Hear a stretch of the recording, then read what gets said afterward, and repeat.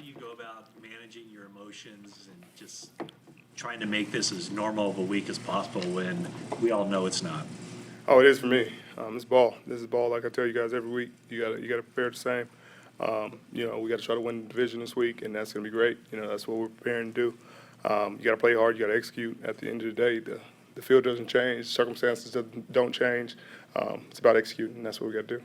But with all the history and the amount of motion that you play with, how can you make it a normal week? How can you say?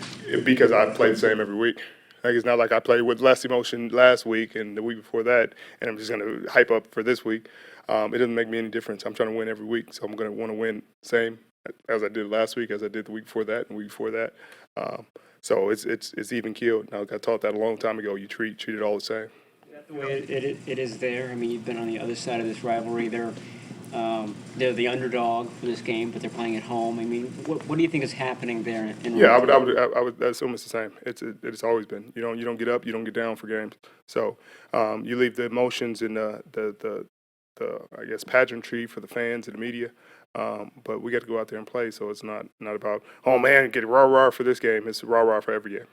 What can you tell your teammates, maybe more on the offensive side, or just about dealing with the atmosphere, the noise that they're going to encounter, some of them for the first time? Well, it wasn't their first time. I mean, they played in the Saints Stadium, and the Saints Stadium was pretty loud. It's not going to be their first time. They're pros.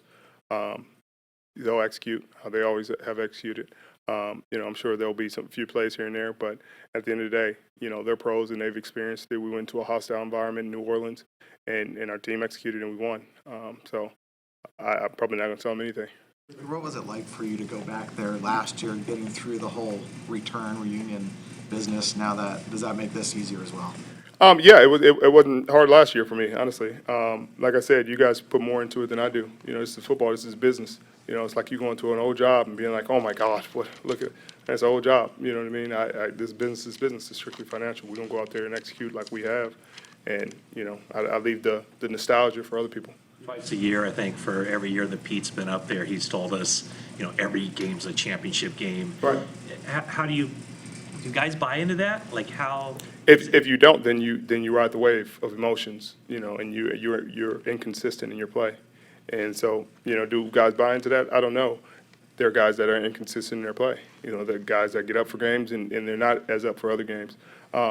But do I think the people that buy into the notion that every game is equal and as important as the last, they play more consistent? I do.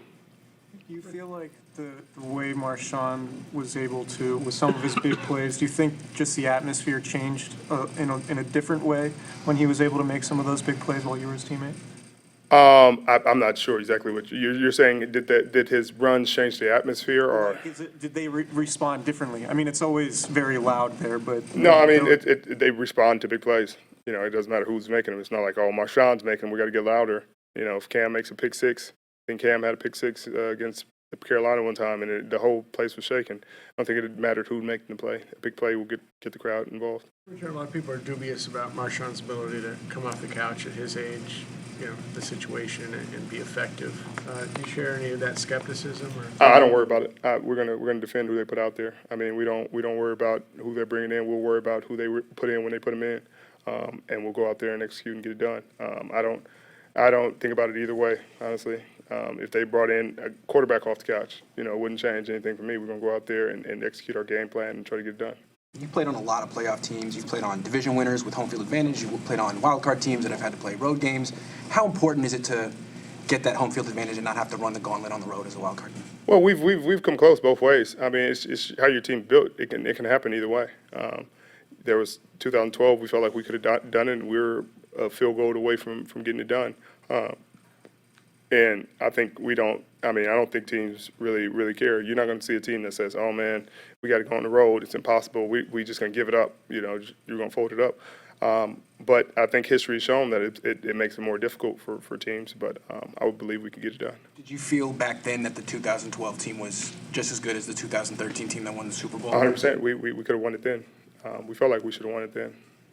What was it like tackling Marshawn in practice during those Super Bowl years, those bruising years? It was fun. He only went a few reps in practice, so you hit him a few times, and he'd go finish in the end zone. Then 4 plays later, he'd be back. But yeah, it was intense and competitive practices.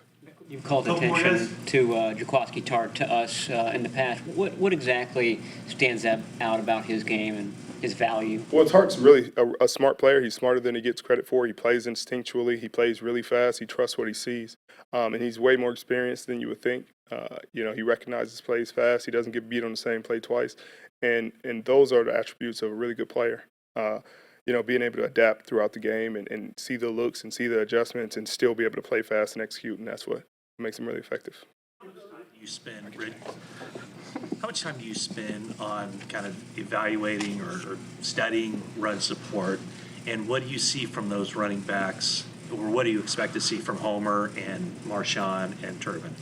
We all spend a fair amount of time, a few hours a week, going over run plays. Probably not as much as the D-line because that's really their world, and we just dabble in it.